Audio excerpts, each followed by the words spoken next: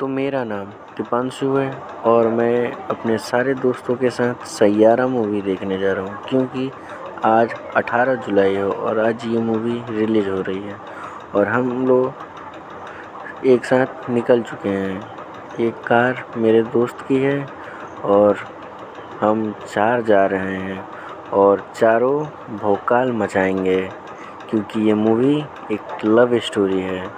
हम लोग पहुंच गए गोपालगंज और गोपालगंज पहुंचते हुए कार पार्किंग करने लगे।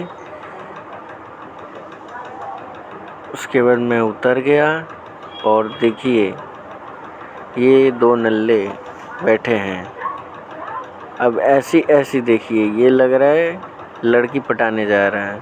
ओ भाई, मुझ के आ गया।